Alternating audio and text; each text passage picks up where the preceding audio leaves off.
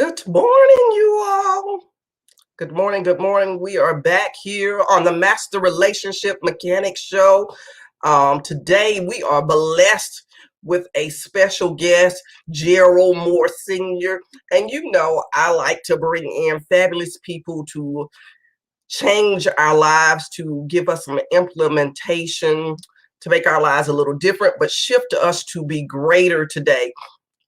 So, in that, I found a really great scripture that will allow us to carry on this conversation about becoming the better version of ourselves. So, y'all know I gotta get you all to go with me to 2 Timothy 3:17, and it says that the man of God may be competently equipped in every good work.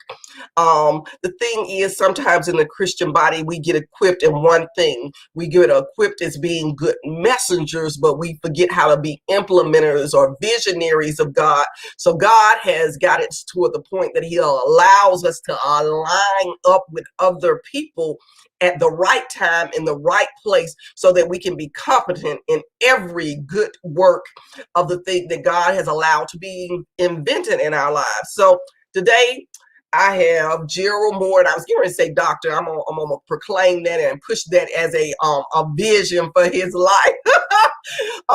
Gerald Moore Sr., you all know him as in the STEM world, in the technology world, as a business person, as a speaker, as a voice. So we're gonna bring Gerald Moore in. I'm gonna keep calling him doctor today. Y'all gonna get with that vision too. Gerald Moore Sr. So we're gonna start off a conversation about, first of all, who he is, what he does, and then we're going to just journey into some questions so it will help you all implement some strategies in your life to get on the best version of your life. Because I think people believe if I don't begin off with a silver spoon, I'm never going to get to a better place. But we got to X that. No matter where you start, that's your beginning, but that is not your end. That's not your final destination. So we're going to turn every good work into something that is competent for God. So Gerald, thank you for giving me your Saturday morning. And I do want to begin in a place long time ago. You know, I'm not going to tell everybody our age that's going up here, but our beginnings is a lot of time what people don't understand. They always think, oh, well, people were born rich, people were born with a little bigger edge than I have. So give us, Gerald Moore, a little bit about where you started from, so people will know that it wasn't not always an easy journey for you. Wow, wow, wow, wow. First of all, good morning, Courtney. Thank you for having me on the show.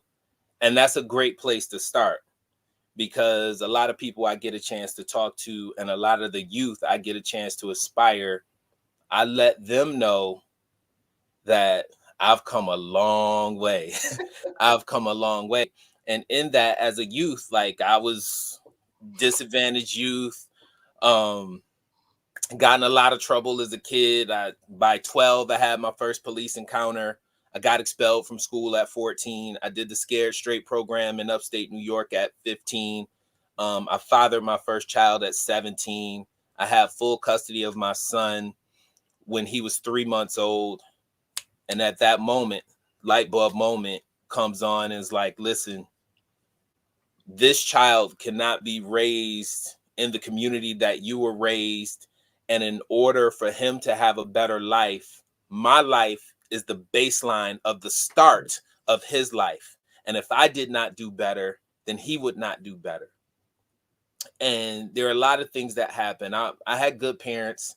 I like to tell people I came from a good, loving, dysfunctional family. Good, loving, dysfunctional family. My father was a great man, and I call him beautifully flawed. He showed me everything that I should not do, but he was brilliant. He was a man from the South he was in the middle of 12 children. His parents died when he was 11 or 12 years old.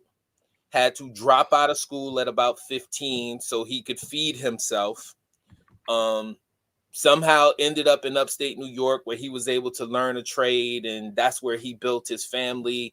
And through his flaws, and I don't know what that feels like to be in the middle of 12 children in the deep South at that particular time, um, and become who he became. And he struggled with a lot of things. He struggled with alcoholism. He struggled with some drug addiction.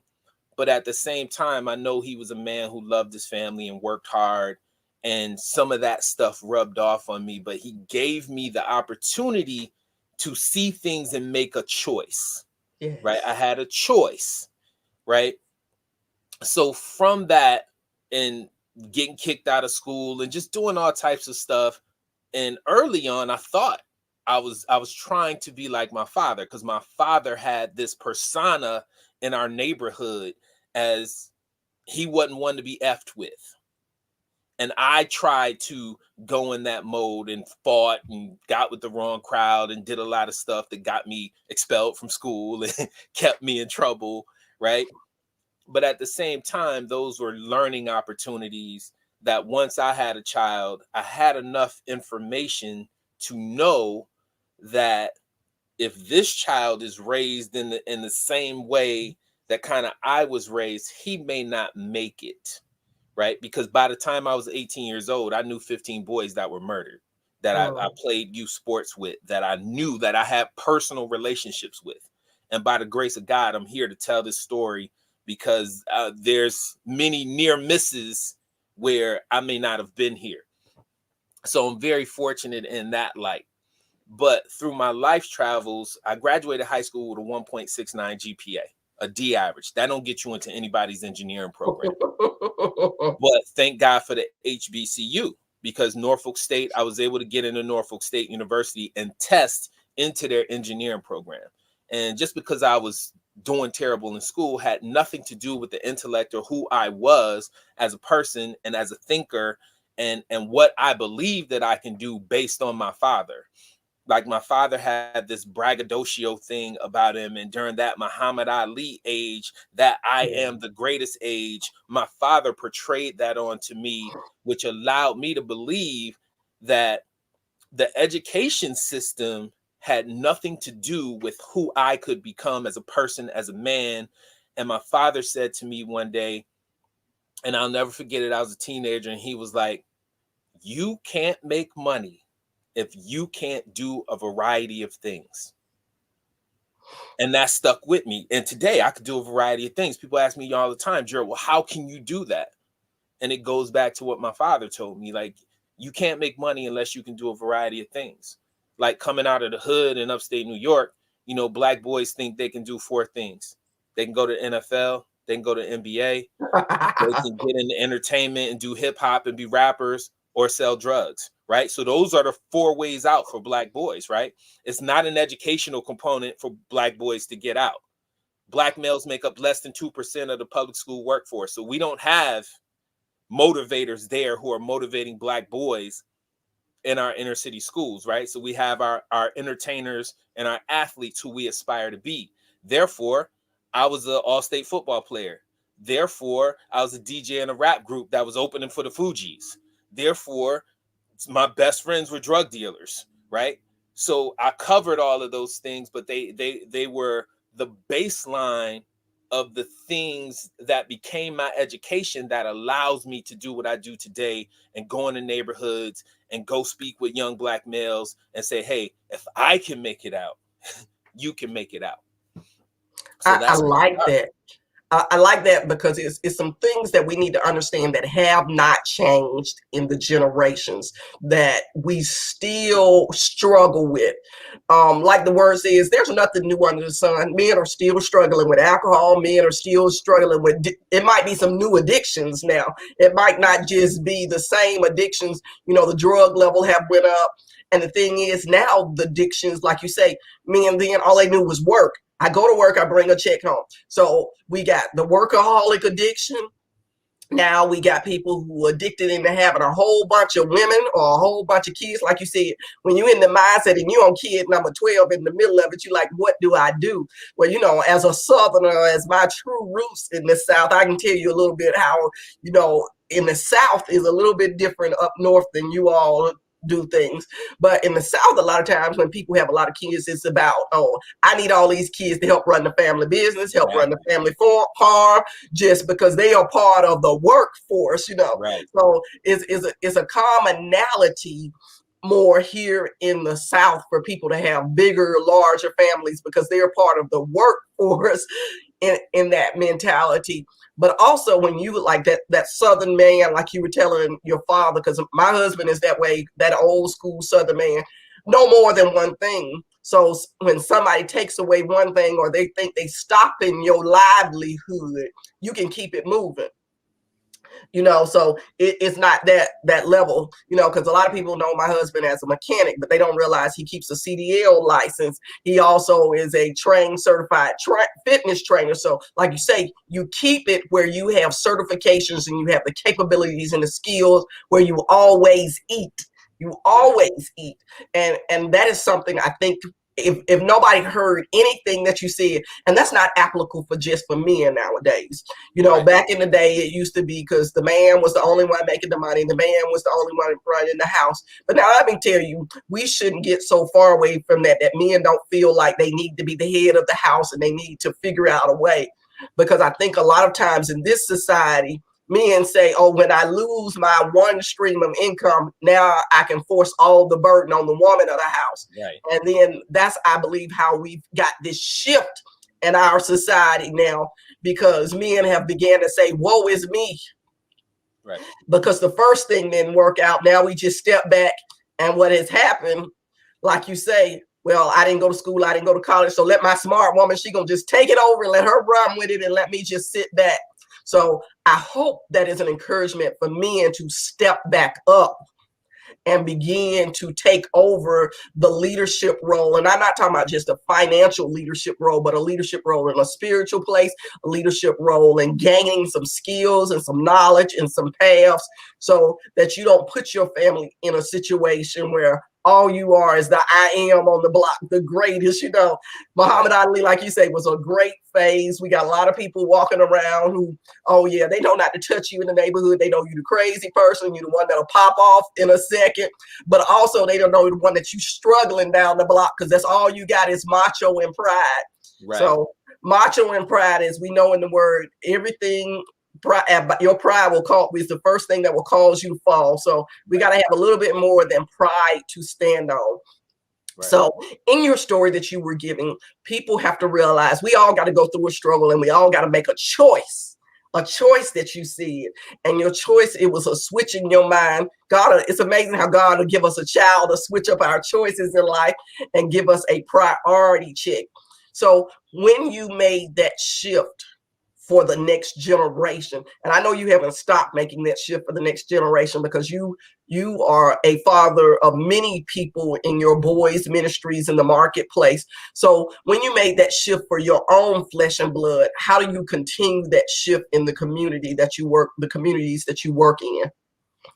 Well, what happened is, and I'll go back because your initial question was to show people how they can shift, and where they start is not where they end, right? So I graduate high school with this 1.69 GPA. And if you go back and you would ask any of the educators that had me as a student, they would tell you that I probably thought Gerald would either be in jail or dead, right? And going back, you also mentioned not telling our age, right? When I graduated high school and I got my first job, my first high paying tech job, I mailed in the resume. I mailed in the resume. Nobody knew who I was. There was no LinkedIn. There was no Facebook. There was none of this stuff. So I had the opportunity to rebrand myself to people who had no clue who I was.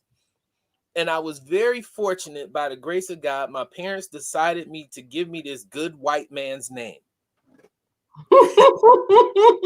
So as my resume showed up on the desk of these companies, and they spoke to me on the phone, they could not see me. They did not know who I was. They could not go to a social media platform and see who I was.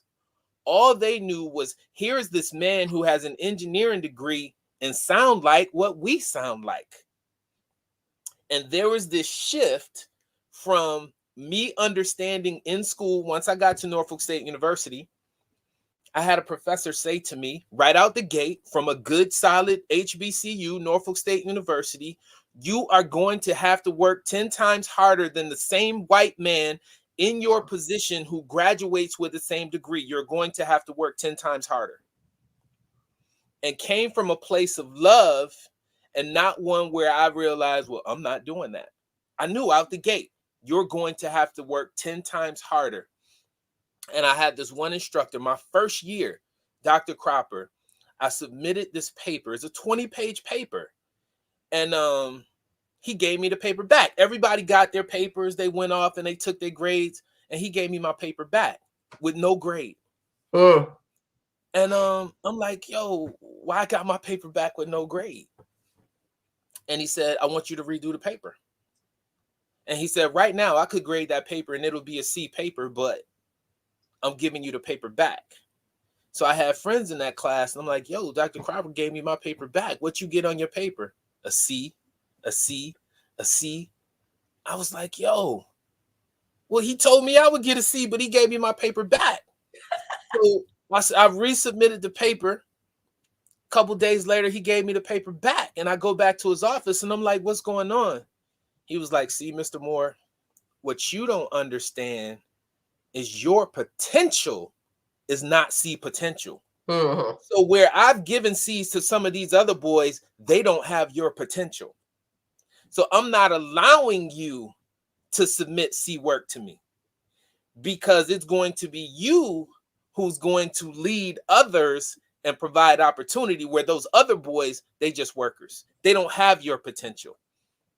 So I had someone who saw something in me that I didn't even see, which kind of laid the foundation for what I do today, right? And just having that understanding that I can't be mediocre, I can't be average, and having gone through some of the things I went through, realizing, Gerald, you're not average.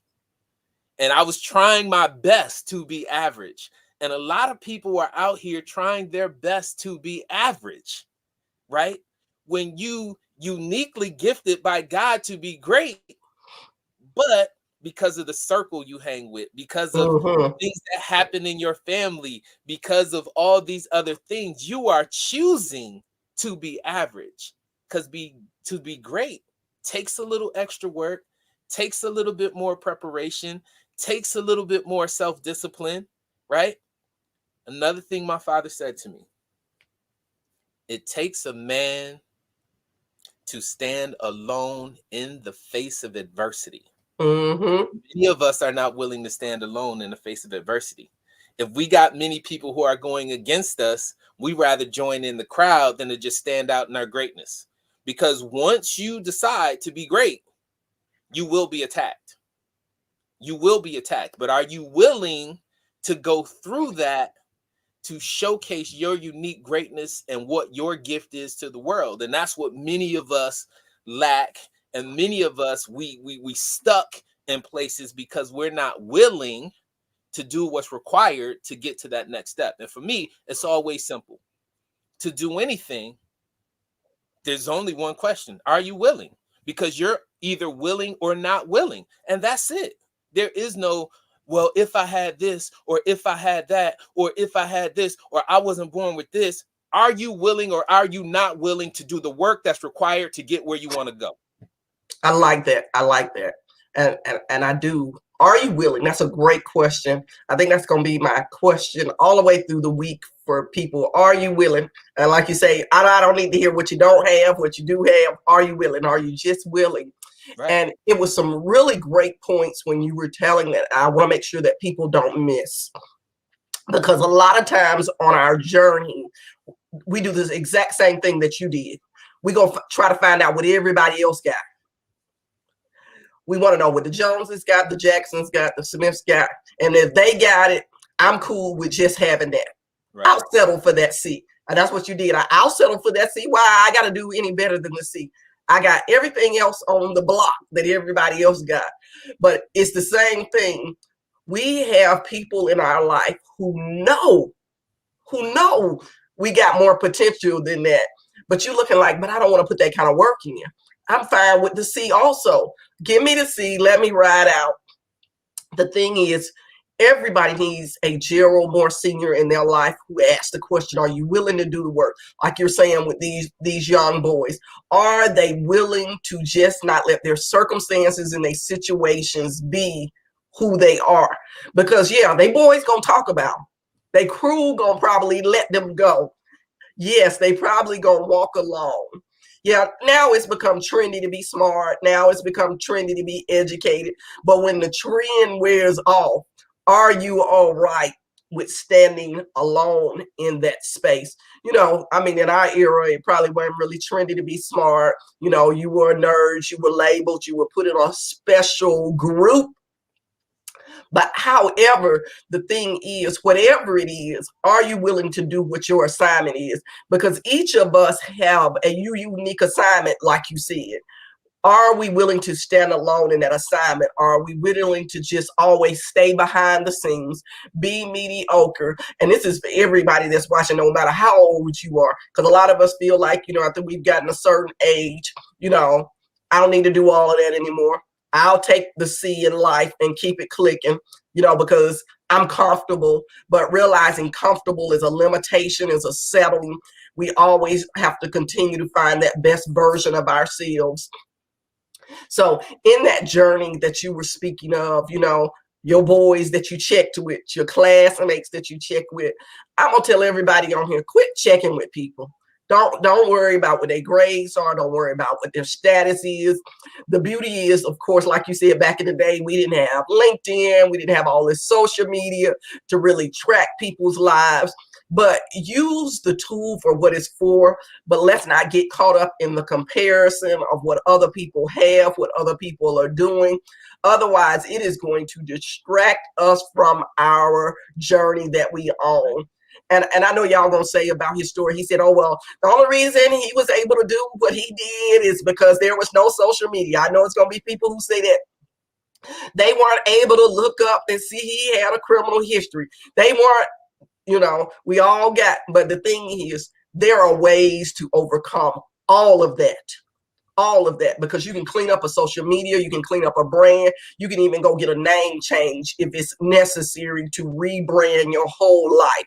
So there are things that you can do if you are willing to do the work. And that's what it really comes back to, that statement that you made. Are you willing to do the work to reinvent yourself, to become a new person? Because it basically starts with the foundation of the scripture we started off with.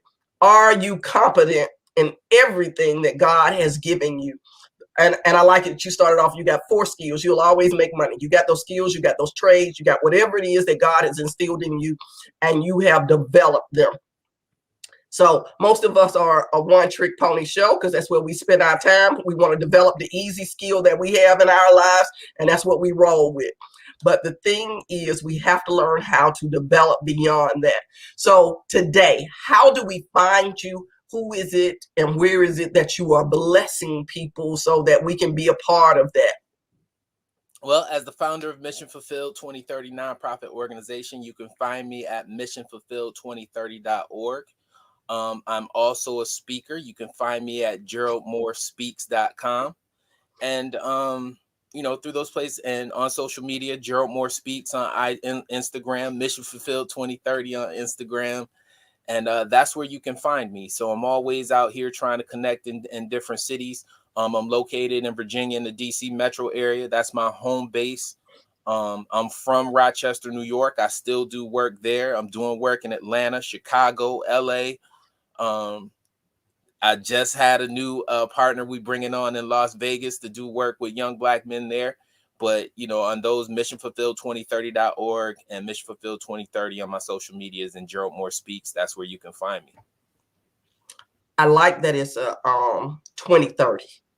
You didn't limit it to this year, this vision. You reached forward and you said this is a mission fulfilled for in the future, for generations and generations ahead. So it gives people the time to do the work to fulfill the mission. A lot of times we are so quick on, we want things to happen overnight, when we spent 20, 30, 40 years doing something different, but we want somebody to wave a magic wand over our life and fix it. But it is, you need to replant seeds, you need to rewater it so you will have a truly rooted tree. So there is something in the numbers. If people hear it, it's a mission that will be fulfilled in 2030. So that means you're signing up to partner and collaborate to do the work now for at least the next 9 years. So, and if y'all know, nine is all about kingdom work. So if y'all signing up for some kingdom work to get a mission fulfilled, that's where you need to be. And it's about helping our next generation of men to be born leaders, to put them in a place of leadership, to put them in a place where they can understand how to be heads of households, and really how they can become the head of their own life, instead of just following the trends and the mishaps just because you were not born in the right place at the right time and you made some bad choices. So I love the mission, and I love where we're going with that mission. So for the people that are jumping on the line, and yes, Dr. Talisha, this is a superstar conversation, so we're glad you joined us. Rashawn, yes, absolutely being able to do the work. Satha, yes, exactly. He is telling us what it is that we need to do to make some shifts and changes. And I pray you all are sharing this out to some young people. And when I say young people, I'm including all the way up to some 30-year-olds when I say young people, because I think we cut people off when they get to their 20s, and we say, oh, they're lost, it's too late for them. But we need some 30-year-old men to make some shifts. But so when they reach 60, they're not in the same mindset. They're not doing the same things. And hey, if you need to become a part of the mission and you 60, because you need a mind shift. Because what the word says, I became a man when I put away childish things. Age is not what makes you a man. It's when you're willing to lay down the childish things in your life and pick up some grown folks' responsibilities. So for those who are willing to pick up some grown folks' responsibilities, you all connect with Gerald Moore Sr., because he is teaching you all the lessons on how to become men of the next generation. And it's not just, if you all notice, he's not just talking about technology. He's really teaching you all about making the right choices. And technology is just a component of that, because that's where we are in our society now, making technological advances. So in that space, we know that you are a father, a husband, and a lot of people struggle with that entity of their life, because they say, I'm out here working in the world, how do I balance that out and still be able to do the work that is given to me out here, do my marketplace ministry and keep it together? Well, so a couple things, right? I think of men in the scope of how I was raised and where I am now, and what I'm trying to teach young men, as that we have to be community builders. Mm-hmm. Right? And we all live in a community. We all have our communities where we live, where we're raised, we all have our communities. Who are you in that community? That's simple. Who are you in that community? Who are you impacting? Are you in that community to build, or are you in that community to destroy? Mm-hmm. Right? So if you're in that community to build, then you have the answer, because as a builder, you will come in contact with those other people who are builders. If you are a destroyer, Mm-hmm. you will sit with those people who are destroyers, and you will continue to destroy your community. So in that, as a builder of community, you will get to leverage your gift, because as a community builder and within that unit, people said to me when I was really young, Gerald, this is your gift. I grew up with a bunch of drug dealers, right? And by the grace of God, I never sold drugs. The drug dealers I grew up with recognized Gerald is an athlete. Gerald is going to impact our community in this way through athletics. So we need to shield him from all this stuff that we doing. So I never forget. And this is when I made a shift to say, okay, I grew up with this group of boys, and a good percentage of them are street pharmacists. Let's clean them up. They street pharmacists. They making it hustle. So I come home from school, from college, and my one good friend, when I would come home and come meet me at this house where we doing our thing at, right? So every time I would come, everybody had to go. If you holding, if you got a gun on you, if you got whatever, Gerald is coming, you have to go, because we're not going to place him in this thing that we do. So this one time I come, and your neighborhood cycle. So there's all of these new younger guys who don't really know me, right? They 16, 17, I'm 21, 22 at this time. So I show up, and this one young kid says to my boy, who he's the man at this time, "Why every time this dude show up, we gotta go?" And this is jarring, it's triggering. My boy pulls out a gun and puts to his head and says, "Don't question me. When Gerald shows up, you leave." So at that moment, I had a conversation with him. I was like, "Listen, what you just did in this moment, I disapprove of." And I could say that to him because I knew this guy since we were 7 years old. And I said, "What you just did was put a target on my back out on the street. Now, though you think that your voice is big on the street, at some point somebody's going to challenge you." Yes. And it's going to be something that you can't handle. So at this very moment, I have to distance myself from you. Now, that was very hard to do because he was my brother. Even though he had chosen the life that he had chosen, we had grown up together from 7 years old, played football together, played sports together. He was my brother from that perspective. And it was probably one of the hardest things that I had to do. And as I thought about it down the road, this was what my father talked about. Are you willing to stand alone in the face of adversity? Now, at that moment, when I tell this man this, it could have gone multiple ways. He could have decided, "Oh, so it's like that now," right? But he respected it. And many years down the road, he came back to me and he said, "Thank you." He said, "At that moment, when you said to me that you were going to distance yourself from me, I sat down and had a conversation with myself and said, where am I going?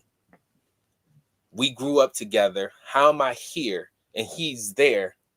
And what I thought I was going to achieve in the street pharmacy game, he has achieved in another way." And this is a young man who was smart. And he then decided 10 years later, I'm willing to do what's necessary to transition my life, right? So again, it doesn't matter where you start, where you are. Are you willing or are you not willing to do what's necessary to go where you need to go? Are you willing to take a leadership role in your community and leverage your gift to change, right? Create the change that you want to see in yourself or for somebody else. I believe in reciprocity. One of the reasons that I'm successful is I'm a very giving person. And one of the reasons I'm a very giving person starts from my sports career going way back. I was always the quarterback or the point guard. But what I realized early on, I could score all the touchdowns, right? Or I could make everybody else better. And by making everybody else better, we all win. And a lot of people out here, they only want success for themselves. So again, like you said with the Joneses, they want success so they can look down on the other people and not even put a hand down to pull them up. Right? That's their degree of success is how much better am I doing with somebody else without helping anybody? Right? So I realized very young that in order for me to win, I have to help other people. And by helping other people, I'm going to accomplish everything that I want, because as a person who's willing to help people, I am a magnet for people to come help me do what I want to achieve. That is absolutely true. Well, I'm gonna put it on scripture for me. I love giving because one thing is I know I can't outgive God. So in a place, if I'm giving you out of my lack, I know God is never going to allow me to stay in a place of lack. So because he's going to magnify it so I can continue to bless other people as well. That's God testing me, say, are you going to give what I've given you and know that I'm going to continue to provide for you? As you say, it's that flow that we continue. So it's that flow of life that we have to have instead of just choking on money. A lot of us are holding on to it, realizing there is a flow that money has to have. And if it's not flowing, eventually it's going to dam up and stop flowing in our lives as well. So we got to be very careful on that and keep a giving spirit so that God will always know that he can trust us with what he's given us to bless other people. So that is a wonderful journey. But I heard in there, know when to disconnect with people. Know when to let people go. Even when that person is the person that is calling themselves protecting you. Because sometimes when people have the best intentions for you, their intentions are can be what is actually hindering and hurting you. And we can see that actually sometimes in the entertainment industry or in the sports industry. A lot of the young men, they hold on to that same crowd that they've always run with. But that's not the crowd that can help them at that level. They need somebody who can give them some different advice on their finances, on the choices that they making. And you can still see they still running with that street mentality in their choices that they make. So that is a choice that we all have to make. When do we need to cut people off? Not because we think we better than them, but so that we can protect the investment that God has already made in us. And then preferably it works out to benefit their life too. And they have a sit back and an assessment and say, hey, I don't want to be disconnected from this person. So I need to make some shifts and change so that we are on that same path and we'll be able to walk together on that path. So that is a place, because I think a lot of people think drug dealers are dumb, street pharmaceuticals. But let me tell you, it takes a lot of wisdom not to spend your whole life in jail. It takes a lot of wisdom not to get caught or killed, or it is a conglomeration and an entrepreneurship to a whole different level. Absolutely. um Absolutely. and well, I'm already retired for law enforcement. So what I did in the past and who I knew in the past, whatever, the past is the past. And I've known a lot of people who have made great livings off being street pharmaceuticals, but they had the wisdom of knowing when to get out and when to move on to something else Right. in this world. It's just like any other choice that we make. When do we choose to get out? Do we choose to move on and choose to do something different? So I think today, Gerald, the biggest thing that people need to realize, you made a choice at 17 when you became a father that you knew you needed to do something different. Whatever is your 17 people today, if you're past 17 years old, if today is your 17th newness and you've realized, hey, today is a shift, today is a change, because you want to give birth to something that God has laid in your hand, and you know you need to move to a different place in order to raise that thing, whether it's a business, whether it's your health, whether it's education, wherever you need to move to raise that newness that God has given you. This is an opportunity for you to shift today. It's never too late, whether it's your 17th day, whether it's your 17th moment, whether it's your 17th breath, whatever it is that you are doing in this moment, whether you live replay, whatever you're doing in this moment gives you an opportunity to choose something different. We always waiting for that sign to tell us, is it for us? Can we do it? So today, this is your sign. This is your sign to let you know that that shift is a capability in your life. If you need to share it with somebody else, because we all say we know somebody else who needs to hear this message. Sometimes it's for us, but we pretend like it's for somebody else. So y'all go ahead and share it with somebody else first. Share it with the 10 folks you were thinking about. But then I want you to sit and marinate it in it for yourself. and realize where it is that you need to make some shifts and changes in your own life. And even here, sitting here myself, we all need to be able to raise our hand and be convicted, because every day there is a little bit different that God wants us to try.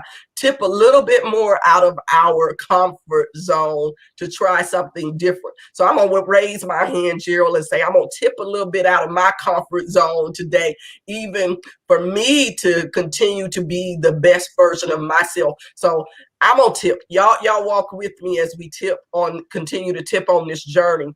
So I don't want you all to think just because we show up on a stream or we have a station or we host these different things that we've arrived in this perfect place. We are still connected with people who are shaping and molding and cutting us and changing us to still be a better version of ourselves every day.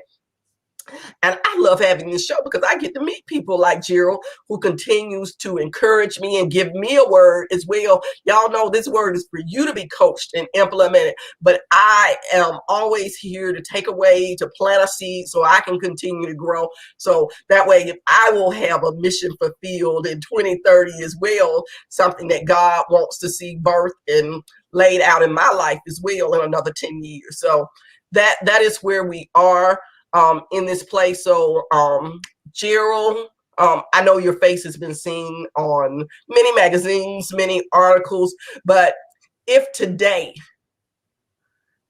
was your last day, what would you want people to remember you for? I think about this quite often, right?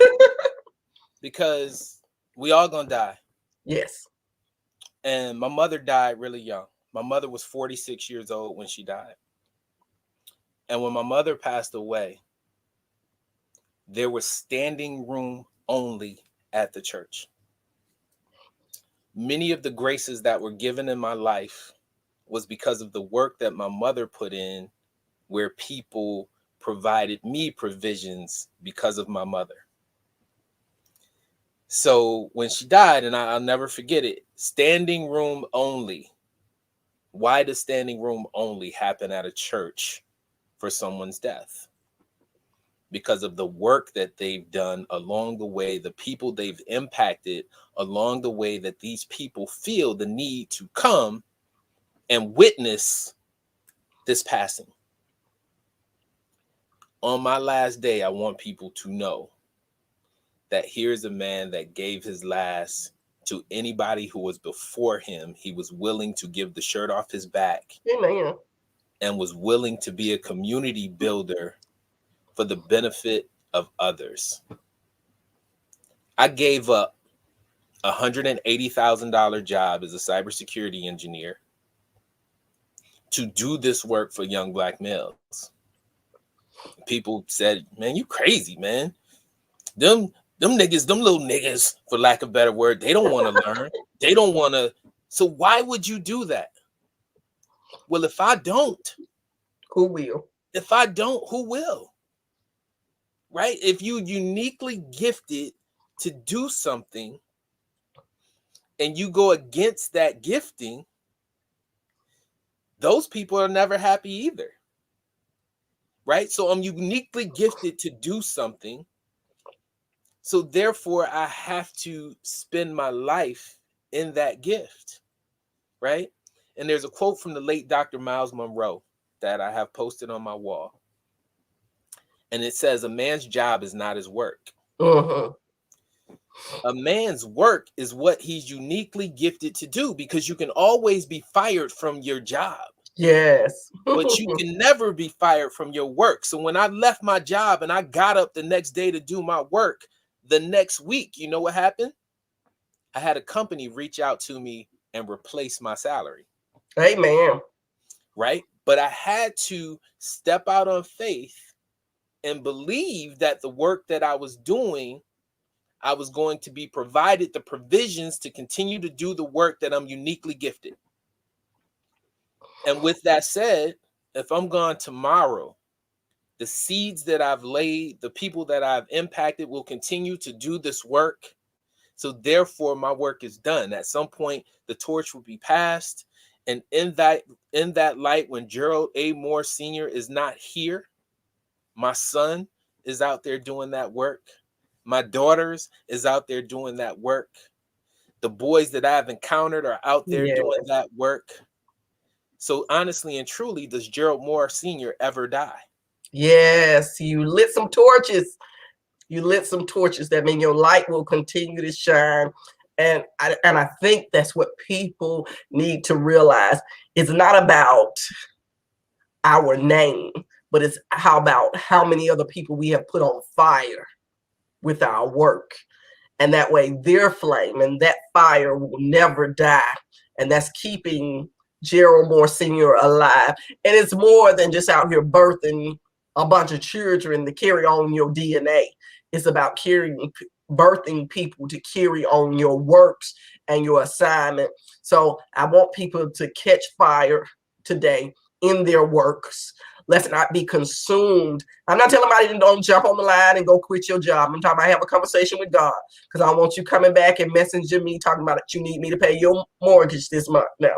I want to jump in and say something to that, right? Yeah. So we have a lot of believers who pray. Yeah. And I'm pretty sure you get this all the time. Well, I prayed, and this didn't happen, and that didn't happen. I prayed. The answers to your prayer don't happen while you praying. Have No. you taken the time to listen? Have you taken the time Yes. in meditation to let the answer come to you? Yes. So I didn't just walk away from my job. Yeah. You heard an answer. I prayed for the opportunity to do this thing that I was doing every day. Every day I was working on it, building, wrote a book becomes bestseller. I'm still working in community centers. I'm still going to speak at schools for free. I'm still creating programs. I'm still doing all of this stuff for free while I'm maintaining my job. Mm-hmm. And then that word came to me and said, it's time. Mm-hmm. And then I took Yeah. the step, and let me tell you what happened. It's an interesting story.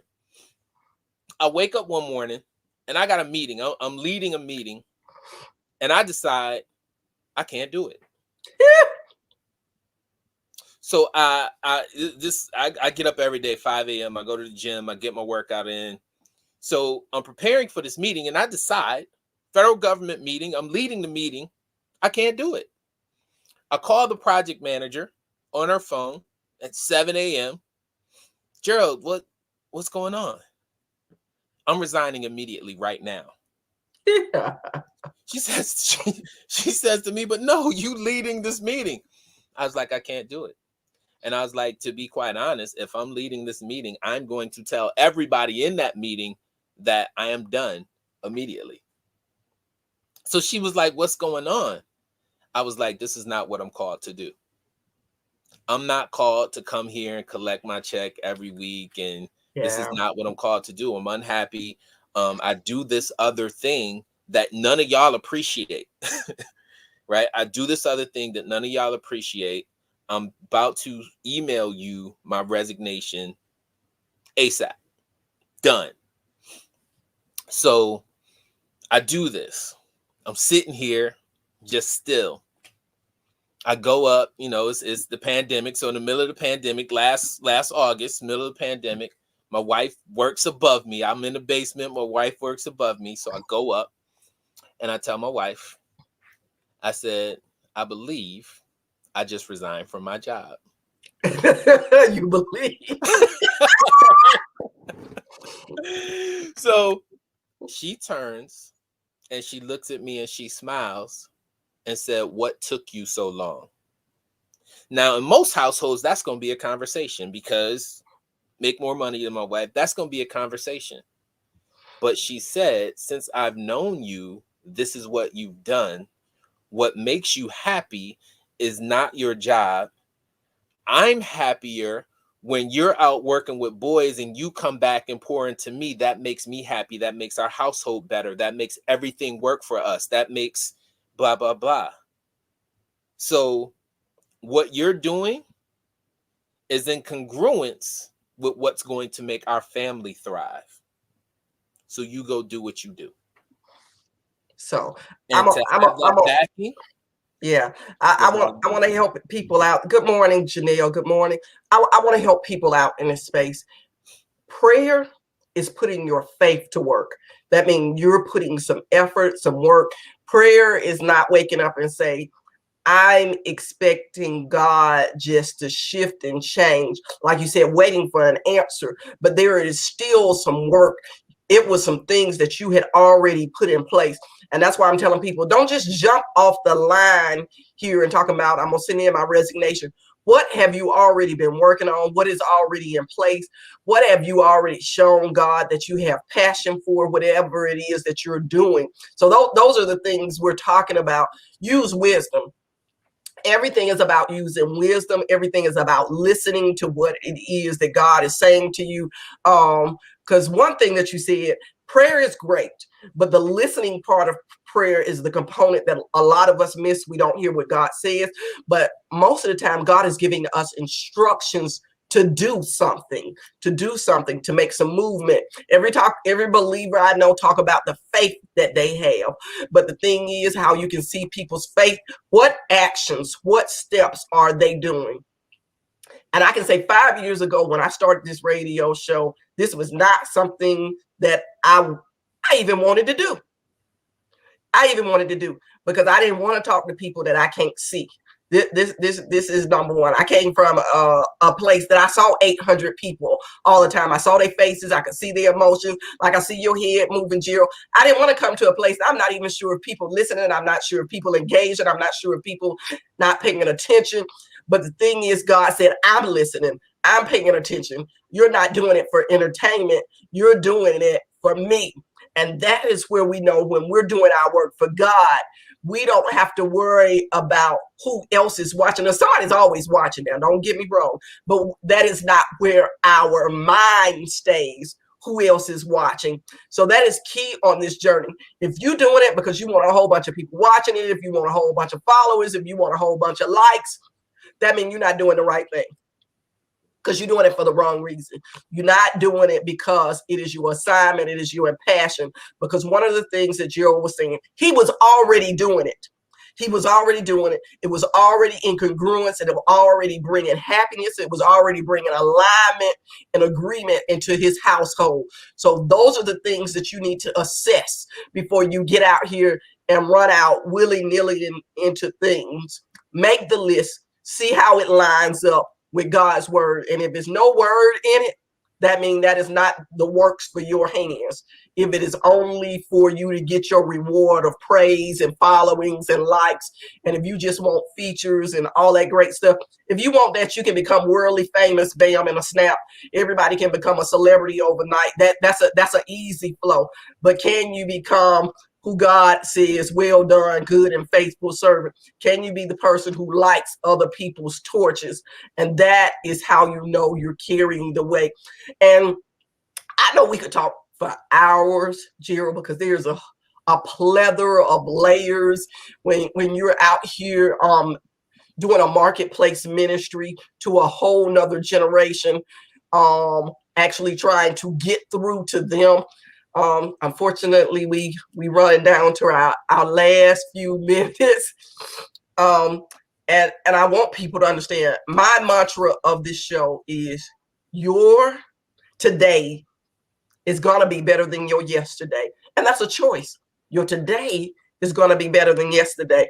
So we got a choice. We got to step in our better to today because this is all about the master changing and working on things in our lives. So that is the place that we go. Cheryl, I am so grateful that you joined me on this Saturday morning to bless my guest at this moment. I hope you all share it, put it out, and I know we will connect again because I'll be in the Virginia, DC metro area and we'll be connecting.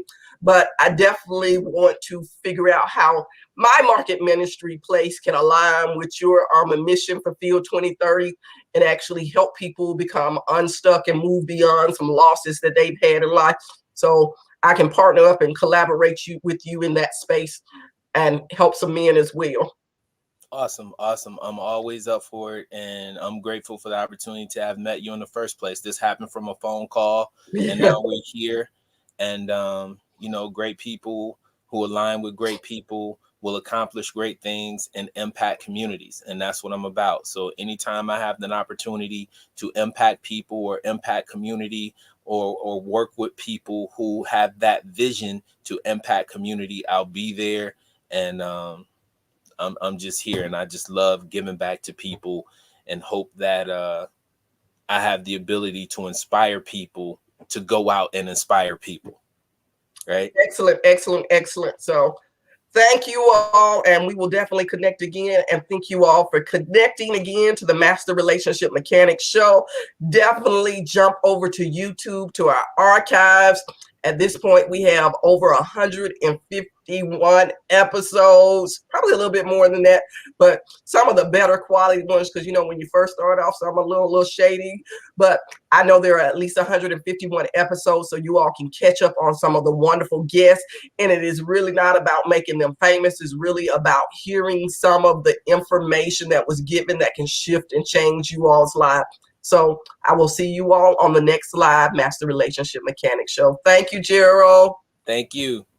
Missionfulfilled2030.org.